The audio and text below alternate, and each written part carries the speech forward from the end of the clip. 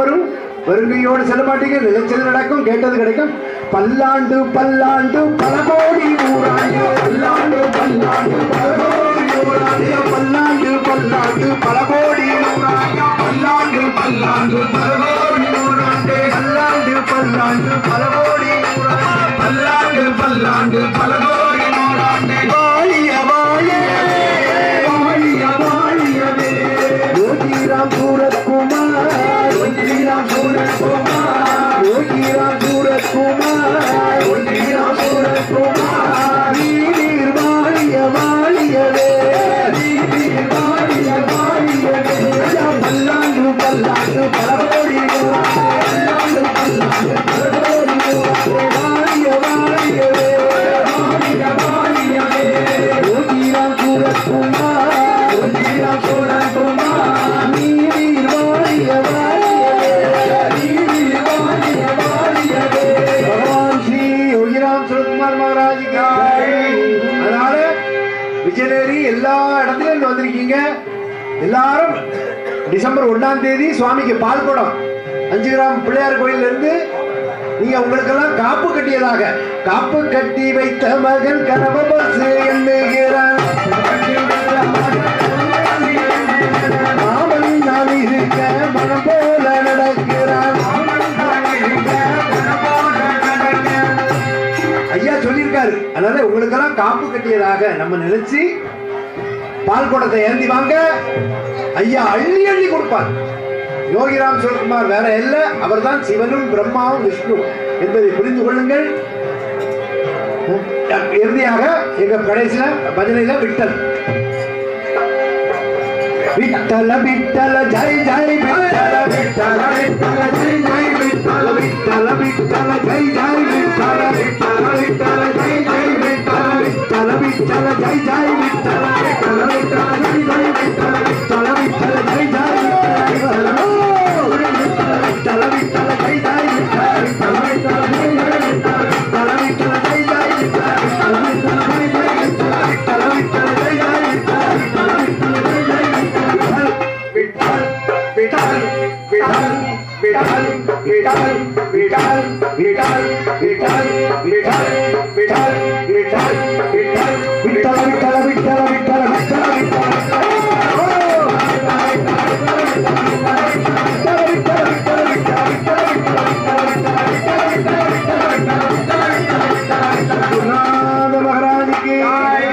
मंगलम मंगलम योगिराम सूरत्कुमार, मंगलम मंगलम योगिराम सूरत्कुमार, मंगलम मंगलम योगिराम सूरत्कुमार, मंगलम मंगलम योगिराम सूरत्कुमार. मंगलम इंगे मंगलेंदु मंगलम, मंगलम एंदुमे मंगलेंदु मंगलम, मंगलम इंगे मंगलेंदु मंगलम, मंगलम एंदुमे मंगलेंदु मंगलम.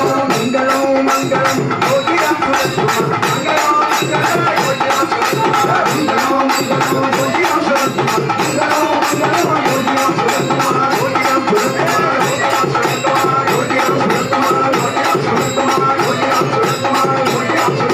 भगवान श्री योगिराम सूरत्कुमार महाराज की தெய்வ திருவிழாவை நடத்தி தரும் தெய்வம் யோகிராம் சூரத்குமார் மகாராஜ் கி காணிமடம் மந்திராலய பெருமான் யோகிராம் சூரத்குமார் மகாராஜ் கி.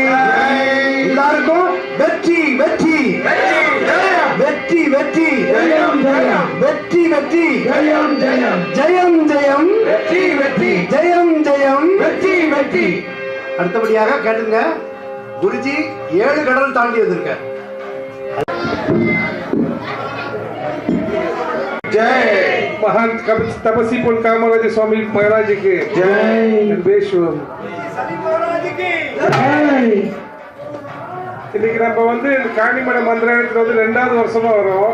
போன வருஷம் 5ஆம் மாசம் சுவாமிஜி முத நம்ம வந்து மலேசியா நாட்டில் பார்த்தோம். நம்ம ஆசிரமத்துக்கு அவங்க முத வரும்போது அந்த கடலேருந்து உள்ளுக்கு நுழையும் போது அவர் முகத்தை பார்க்கும்போது யாரு முகம் தெரிஞ்சிச்சுன்னா சாட்சால் அந்த காஞ்சி காமாட்சி அம்மன் கரும்பு வில்லும் மலர் ஆயுதமும் திருக்கரம் கொண்டவனே அப்படி சொல்றாங்கல்ல, அந்த அம்மனோட முகம் தான் அங்கே தெரிஞ்சிச்சு. நம்ம ஆசாமிங்க டக்குன்னு கண்டுபிடிச்சா நம்ப மாட்டோம். ஆனால் அந்த இடத்துல அவங்க பார்க்கும்போது அப்பயே நம்ம டோட்டல் சிறந்த அவர்கிட்ட. அப்போ அவர் வந்து அந்த பஜன்ஸை படித்தாரு. பகவான் யோகிராம் சிவகுமாரோட பஜன்ஸ் படிக்கும்போது தான் அந்த பஜன்ஸ் படிக்கும்போதே அங்கே உள்ளவங்க அத்தனை பேருமே மனம் உருகி அவரோட சேவையில் இறங்கிட்டோம். சுவாமிஜி அங்கே வந்து மறுமுறை வரும்போது அங்கே உள்ள பல பக்தர்களோட பிரச்சனைகளை வந்து சுலபமாக தீர்த்து வச்சாங்க. ஏன் மற்ற மக்களோட பிரச்சனைகள் தீரல? இது ஒரு கேள்விக்குறியா இருக்கும். இருக்குமா இருக்காதா? 10 பேருக்கு நன்மை நடக்குது, 15 பேருக்கு நன்மை நடக்கலாம் அப்படின்னும் போது கடவுள் வந்து ஒரு ஆளுக்கு கொடுக்குறாங்க, ஒரு ஆளுக்கு கொடுக்கலன்னு இருக்கா? இல்லை சுவாமிஜி கொடுக்குற பிளஸிங் வந்து கூட குறைவா கொடுக்குறாரா? சொல்லுங்க. இப்போ சுவாமிஜி கிட்ட வந்து ஆசீர்வாதம் வாங்குறீங்க, சுவாமிஜி வந்து ஆசீர்வாதம் கொடுக்குறாரு, அவங்களோட பிரச்சனை தீருது. இன்னொருத்தங்க வராங்க, ஆசீர்வாதம் கொடுக்குறாரு, அவங்க பிரச்சனை தீரல. என்ன காரணம் இது? பிளஸிங் வந்து குறைவா கொடுத்து கூட கொடுத்து அந்த மாதிரி இருக்கா? இல்லைல்ல. இப்போ வந்து எல்லாரும் வீட்லையும் விளக்கேற்றுறோம், பூஜை அறையில விளக்கேற்றுறோம், எல்லாம் தீபமும் ஒன்று. இறைவன் ஜோதி வடிவம், இறைவனை வந்து ஜோதி ஏற்றி வைக்கிறோம். அந்த ஜோதியில வந்து அந்த இறைவனை வந்து அங்கே கொண்டு வரோம். எல்லா வீட்லையும் ஜோதி ஏற்றுறோம். ஆனால் எல்லா வீட்டு பிரச்சனையும் தீருதா? தீருதா? அப்போ உங்களுக்கு வந்து ஒரு ஒரு குரு தேவைப்படுது. குருன்னு சொல்றது வந்து குரு வந்து இருள், ரூ வந்து வெளிச்சம். இருளை நீக்கி வெளிச்சத்தை கொடுக்கக்கூடிய ஒரு குரு உங்களுக்கு தேவைப்படுது. அந்த குருவோட கனெக்ஷன் மூலமா நீங்க வந்து அந்த உங்க ஆத்மாக்குள்ள இருக்கிற கடவுள் இறங்கி இல்லைங்களா, அவங்க ஆத்மாக்குள்ள தான் இருக்காங்க. அந்த கடவுளை உணரக்கூடிய சக்தியை வந்து குருநாதர் கொடுப்பாரு. இப்படிப்பட்ட ஒரு மகான், ஒரு மகாத்மா அவங்க கிடைச்சிருக்குன்னா, இவ்வளவு கிட்டத்துல கிடைச்சிருக்குன்னா நம்ம 7 கடவுள் தாண்டி வரோம். நமக்கு இவ்வளவு கிட்டத்துல கிடைச்சி அவங்க பிரச்சனை வச்சிருந்தேன்னா இது வந்து அவங்களோட அறியாமைன்னு தான் சொல்லுவேன். புரியுதுங்களா? இறைவனை எப்படி அணுகிறது நான் காலையில் சொன்ன, திருப்பி ஒரு முறை சொல்றேன். இப்போ வந்து நம்ம நினைக்கிறோம் ஒருத்தங்க நெற்றி நிறைய விபூதி பூசி இருக்காங்க, கழுத்துல நிறைய உத்திராட்சம் போட்டிருக்காங்க, இதனால அவங்க இறைவன் அடைய முடியும் அப்படின்னு நினைச்சீங்கன்னா இல்லை. அவங்க குரு மூலமா அவங்க குருவோட கனெக்ஷன் பெற்று அவங்க படிப்படியா வரும்போது அவங்க சாந்தப்படுத்தி இறைவன் அணுகும் போது மட்டும்தான் இறைவன் அணுக முடியும். இறைவன் அணுகிறதுக்கு என்ன வழி? சுலபமான வழி. காலைல மத்தியானம் நம்ம சொன்னோம் அதை பத்தி. இறைவனை அணுகணும்னா கோபத்தில் அணுக முடியாது. இந்த முறை போன முறை நம்ம வந்து இந்த இந்தியாவுக்கு வரும்போது நம்ம பார்க்கிறோம், சபரிமலைக்கு நிறைய பக்தர்கள் வந்து போறாங்க, கன்னியாகுமரி அங்கெல்லாம். ஒருத்தர் மெரிச்சு தள்ளி விட்டு கொஞ்சம் கூட ஒரு பணிவன்பு இல்லை, ஒரு ஒரு விட்டு கொடுக்கிற தன்மை இல்லை. இந்த மாதிரி ஐயப்பனை தரிசனம் பண்ண போனா அவங்க மலை ஏறி 18 படி ஏறி போயிடுவாங்க. ஐயப்பனை இவங்க பார்த்துட்டு வருவாங்க தவிர ஐயப்பன் இவங்களை பார்க்க மாட்டாங்க. ஒத்துக்கிறீங்களா இது? அப்ப இறைவன் அணுக போகும்போது அன்பு, பண்பு, பணிவு இதெல்லாம் அங்க அவசியம். இந்த மாதிரி போனீங்கன்னா கண்டிப்பா நீங்க நினைச்சது கண்டிப்பா நிறைவேறும். இன்னைக்கு வந்து நம்ம காணிமட மந்திராலயத்துக்கு இங்க வந்திருக்கோம்னா இவர் யார் என்பது, காணிமட மந்திராலயத்துல யோகிராம் சிவகுமார் யார் என்பது நம்ம உணர்ந்தது வந்து திருவண்ணாமலையில. போன முறை சுவாமிஜி கூட நம்ம திருவண்ணாமலைக்கு போயிருந்தோம். ரமண மகிழ்ச்சி ஆசிரமத்துல நம்ம உட்காந்து தியானம் பண்ணோம். சுவாமிஜி நம்ம பக்கத்தில் உட்காந்துருந்தாரு. தியானம் பண்ணிக்கிட்டு இருக்கும் போது நம்ம பக்கத்துல வந்து யோகிராம் சிவகுமார் உட்காந்து தியானம் பண்றாரு, உட்காந்து நம்மளை பார்த்துக்கிட்டு இருக்காரு. அப்ப நம்ம கண்டு திறந்து பார்க்கும்போது சுவாமிஜி தான் பக்கத்தில் இருக்காரு. அப்போ இவர் சாதாரண ஒரு சுவாமிஜி அப்படின்னு நீங்க நினைக்க முடியாது. சச்சா பகவான் யோகிராம் சிவகுமார் அனுகிரகம் பெற்றவர். மகான் சொல்றது சுவாமிஜி, குரு சுவாமிஜி, அப்புறம் மகான் அப்படி வருவாங்க, மகாத்மா அப்படி வருவாங்க. இவர் வந்து மகான் அந்த லெவலில் இருக்கிறவர். இவரை வந்து நீங்க எந்த அளவுக்கு அந்த ஜோதி எந்த அளவுக்கு நீங்க வந்து அன்போடு சேவிக்கிறீங்களோ உங்க பிரச்சனைகள் நான் வந்து உங்களுக்கு கேரண்டி கொடுக்குறேன். நீங்க உங்களை மனசை சாந்தப்படுத்திட்டு அன்போடு நீங்க வேண்டி நாளைக்கு வந்து அந்த பால்குடத்துக்கு அந்த யோகிராம் சிவகுமார வனம் வந்தீங்கன்னா அடுத்த முறை அப்படி நாங்க வருவோம். கண்டிப்பா உங்களை பிரச்சனை நீங்க என்ன கேள்வி கேட்கலாம். அதே நீங்க வந்து கோபத்திலையோ சோகத்திலையோ இல்ல பொறாமையிலையோ எதுலையாவது நீங்க வந்து இறைவனை அணுக நாம சொன்னீங்கன்னா இது வந்து சாபமா மாறி உங்ககிட்ட தான் திருப்பி வரும். புரியுதுங்களா? இப்ப நீங்க சாமி கும்பிட்டு இருக்கீங்க, பக்கத்து விட்டு ரேடியோ திறந்து வச்சிருக்காங்க, உடனே அடைச்சி அவங்களால தான் வேலை கும்பிட சொல்லி தப்பா சரியா? இறைவன் அணுகிறதுக்கு ஒரு வழி சொல்லி கொடுக்குறேன். உண்மையா இருக்க. யாருக்கிட்ட உண்மையா இருக்கணும்? உங்ககிட்ட நீங்க உண்மையா இருங்க, உறுதியா இருங்க. உங்களுக்குள்ள நீங்க உறுதியா இருங்க, உங்களுக்குள்ள இருங்க. உண்மையாயிரு, உறுதியாயிரு, உனக்குள் இரு. உனக்குள்ள இரு சொல்லும்போது என்ன, இறைவனை எனக்குள்ளதான் நான் பார்க்க முடியும், எனக்குள்ள நான் சாந்தமானதை தான் இறைவனை பார்க்க முடியும். அந்த இறைவனை பார்க்க நான் வந்து அந்த அன்பால மட்டும்தான் இறைவனை அணுக முடியும். அன்பே சிவம் சொல்றது வந்து அன்புதான் கடவுள். இது எல்லா மதத்திலையும் சொல்லிருக்காங்க. இது வந்து இறைவனை அணுகிறதுக்கு மதங்களோ இல்ல இந்த வேதங்களோ எதுவுமே இல்லை தெரியுங்களா? இப்ப வந்து உதாரணத்துக்கு ஒரு வேத மந்திரம் சொல்லுவோம், ஒரு மந்திரம் சொல்லுவோம். இந்த மந்திரம் சொன்னா ஒரு பிரச்சனை தீரும்னா எல்லாரும் பிரச்சனை தீருதா? ஏன்னா அந்த மந்திரத்துக்கு சக்தி கொடுக்கறது வந்து உங்க அன்பு. உங்களோட மனசுல இருக்கிற அன்பு தான் வந்து அந்த மந்திரத்துக்கு சக்தி கொடுக்குது. அது மூலமா தான் உங்க பிரச்சனை தீர்க்க முடியும். இப்ப வந்து நம்ம நாட்டில் வந்து பல மதத்தில் உள்ளவங்க இருக்காங்க. கிறிஸ்து மதம் அவங்களும் வந்து என்ன சொல்றாங்க, அன்பு தான் கடவுள்னு. இஸ்லாம் மதம், முஸ்லீம் இருக்காங்க. இவங்க எல்லாமே ஒத்துமையா ஒரே இடத்துல இறைவனை கும்பிடக்கூடிய ஒரு இடம் சொல்லுங்க பாப்போம். இருக்கு, எல்லா ஊர்லயும் இருக்கு. ஒரு இடம் இருக்கு. எந்த இடம் சொல்லுங்க பாப்போம்? ஹாஸ்பிட்டல் பக்கத்து வீட்டுல இருந்து முருகா என்னை காப்பாற்றுவோம், எங்கிட்ட ஜீசஸ் என்னை காப்பாற்றுவோம், இங்க அல்லாஹ் பண்ணுவோம். எல்லாம் ஒத்துமையா செய்யறாங்க. எதனால செய்யறாங்க? உயிர் மேல ஆபத்து, உயிர் மேல ஆசை தெரியுங்களா? உயிரை காப்பாற்றிய கடவுளே, எனக்கு வேற எதுவும் வேண்டாம், மதத்தையும் பார்க்கல எதையும் பார்க்கல, கடவுளை ஒன்றதான் பார்க்க. அப்பந்தான் அவன் அன்போட கடவுளை கூப்பிடலாம். அதை கூப்பிட்டானா? அப்போ இறைவனை அணுகிறதுக்கு எந்த இடம்னு அந்த அந்த கணக்கில் நல்ல சத்தான குரு உங்களுக்கு தேவைப்படும். அந்த சத்தான குருவை நீங்க நாடி போகும்போது அந்த குருவை வந்து நீங்க மனசை புண்படுத்துறீங்கன்னா கண்டிப்பா அவங்க மனசு வந்து சஞ்சலம் அடைஞ்சுதான் இருக்கும். அது மூலமா அவங்களால சக்தி எழுப்பாட்ட முடியாது. சாந்தத்துல மட்டும்தான் சக்தி எழுப்பாட்ட முடியும். அன்பே சிவம் சொல்றதுக்கு மறுபக்கம் வந்து ஆணவமே சவம், ஆணவமே சவம் சொல்லுவாங்க. அன்புதான் சிவம், ஆணவம் சவம். அப்படிங்கும்போது நீங்க சிவமா இருக்கிறத ஆசைப்படணும். அன்பை பாருங்க. நான் வந்து கோயிலுக்கு போனாலும் சரி, எந்த கோயிலுக்கு போனாலும் சரி, அந்த இடத்துல அடிச்சு பிடிச்சு போகாதீங்க, விட்டு கொடுத்து போங்க. இப்ப அந்த நடையில திரை விளக்கும் போது முன்னுக்கு போய் நிக்கிறவனுக்கு தான் அம்மனோட காட்சி கிடைக்கும், இல்ல முருகனோட காட்சி கிடைக்கும். இல்ல உண்மையான அன்போட அந்த கோயிலுக்கு வெளியில் இருந்தா கூட அவங்களோட காட்சி கிடைக்கும். அதனால எப்போதும் மனசுல எடுத்துக்கணும், நம்ம வந்து 1000 கோயில்ல போய் நம்ம இறைவனை தரிசனம் பண்ணது பெருசு இல்லை. ஏதாச்சும் ஒரு கோயிலையாவது இறைவனோட தரிசனம் எனக்கு கிடைச்சிருச்சான்னு கன்ஃபார்ம் பண்ணிக்கணும், உறுதிப்படுத்திக்கணும். புரியுதுங்களா? எங்கேயாவது நம்ம கிடைச்சிருக்கா?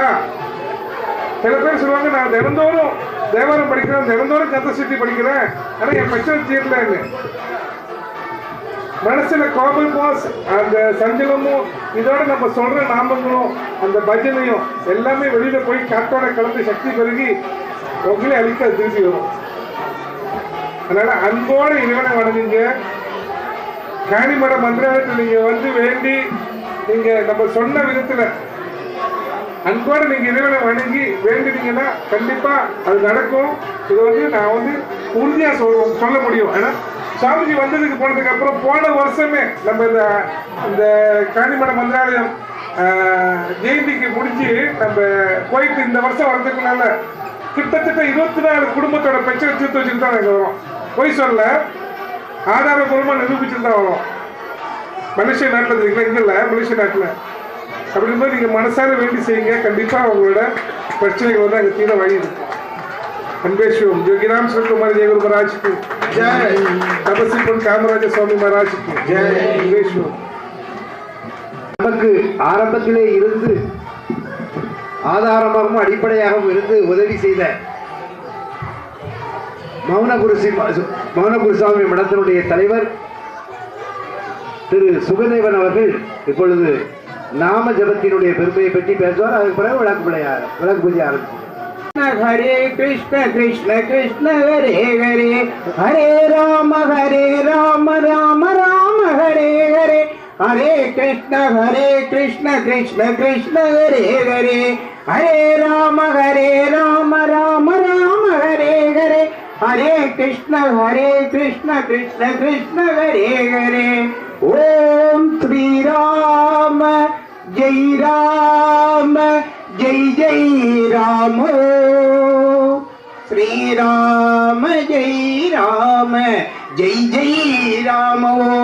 ओम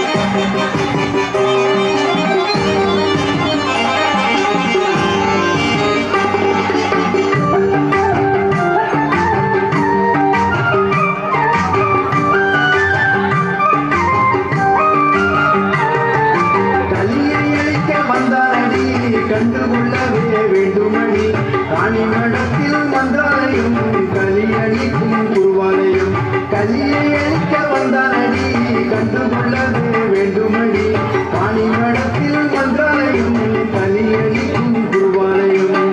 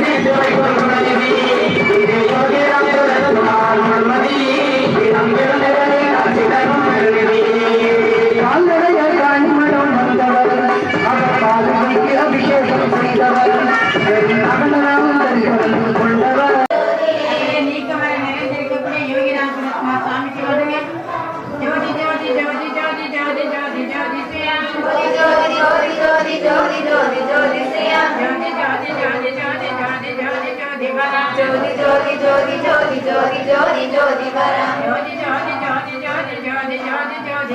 Jodi, Jodi, Jodi, Jodi, Jodi, Jodi,